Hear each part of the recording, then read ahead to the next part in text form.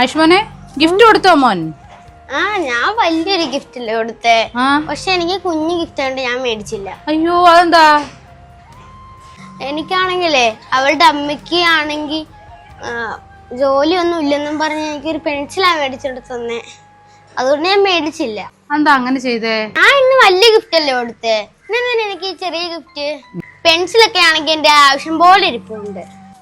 അയ്യോ, മോനത് വാങ്ങിക്കഴിഞ്ഞപ്പോ ആ കൊച്ചിന് വിഷമായി കാണത്തില്ലേ?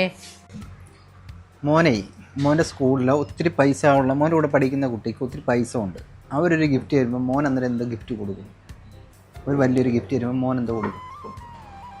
അന്നേരം അതിലും വലിയ ഗിഫ്റ്റ് മേടിച്ച് മോൻ കൊടുക്കുമോ? എന്താ അച്ചാച്ചന്റെ കയ്യിലുള്ള പൈസക്കല്ലേ എനിക്കും ഗിഫ്റ്റ് മേടിച്ചു കൊടുക്കാൻ പറ്റത്തുള്ളേ.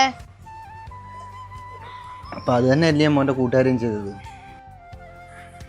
മോനെ ഗിഫ്റ്റിൻ്റെ വലുപ്പവും ചെറുപ്പം നോക്കിയല്ല നമ്മളത് സ്വീകരിക്കുന്നത്. അവളത് സന്തോഷത്തോടെ തന്നപ്പം മോനത് സന്തോഷത്തോടെ സ്വീകരിക്കണമായിരുന്നു. അപ്പം അവൾക്കൊരു സന്തോഷം വരത്തില്ലേ? മോനെ അവരെ കൊണ്ട് പറ്റുന്ന രീതിയിലല്ലേ മോനൊരു ഗിഫ്റ്റ് മേടിച്ചു തന്നത്. എന്നിട്ട് എന്താ മോനത് മേടിക്കാനത്?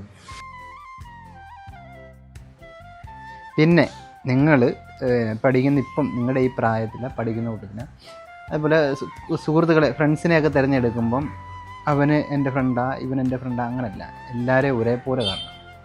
അതിനകത്തും വലുപ്പവും ചെറുപ്പവും കാണരുത്, ഉള്ളവനും ഇല്ലാത്തവനും ഒന്നും വേർതിരിവ് കാണരുത്. ഒന്നും നല്ല കുട്ടികളുടെ ശീലമല്ല. സോറി അച്ചാച്ചാ, എനിക്കത് അറിയത്തില്ലായിരുന്നേ. നാളെ ഞാൻ അവളോട് സോറി പറഞ്ഞിട്ട് ആ ഗിഫ്റ്റ് മേടിച്ചോളാം.